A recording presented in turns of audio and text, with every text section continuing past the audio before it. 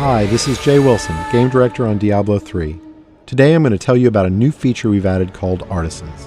Artisans are special NPCs who help the player in his fight against Diablo by lending their skills as craftsmen.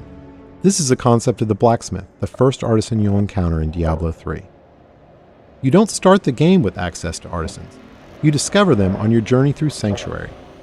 The loyalty of these craftsmen is not given freely, it has to be earned. When you encounter them in the game, you'll have to gain their trust and loyalty by being the hero that we all know you are. Once you've gained their trust, they will follow you throughout your adventures, aiding you any way that they can.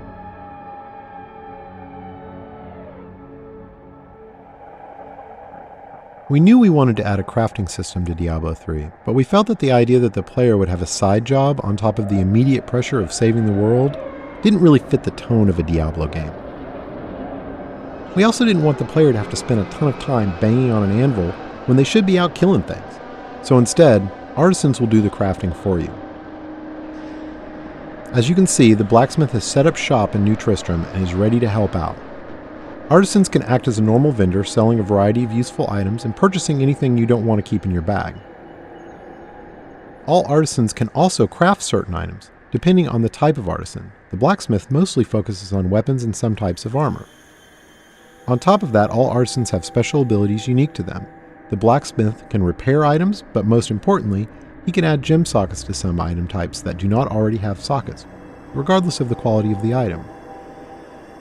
In addition, all artisans have training options so you can upgrade them, and talk options for that all-important gossip about what's happening in the world of Sanctuary. Let's talk about crafting first. Crafted items are meant to be an alternate way for the player to acquire items. Artisans learn recipes for items as they level up, but some of the best recipes are found in the game world as drops off of monsters. Once an artisan has learned a recipe, he can craft it as long as you provide the materials and some gold to cover his expenses.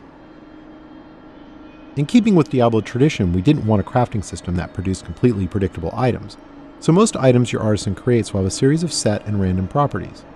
Here we see a few items that have some set, but mostly random properties. These could be good for any class depending on what properties they produce.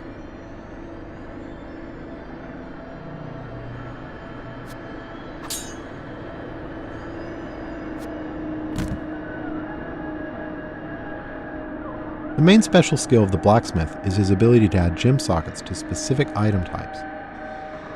This is regardless of quality of the item, so a rare or legendary weapon could have sockets added to it.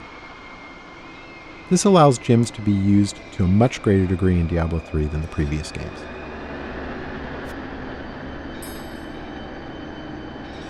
To craft items, you need materials. Materials are acquired primarily through salvaging. You can use a special artifact you acquire that allows you to break items down into materials that can be reused in the crafting process. This has a couple of advantages. Less trips to the vendor to sell items because you can easily break them down while you're adventuring. And any items you don't need, you can recycle in the hopes that they can be turned into something better. Artisans can be improved over time. The artisan does this by using crafting materials you provide him to train and practice. As you can see, once you've acquired the right materials, the upgrade process is quick. The goal here is to put the time investment into acquiring the materials you need through fighting monsters, not have you spend tons of time in town with your vendor. One of the great things about artisans is that they are visualized in the world. As you can see, now that the blacksmith has leveled up, the look of his shop is improved. Here's an example of how much a single artisan can improve throughout the game with this fully upgraded blacksmith. Once you're done dealing with your artisan, you're free to take your newly acquired fat loot and return to monster fighting and rainbow viewing.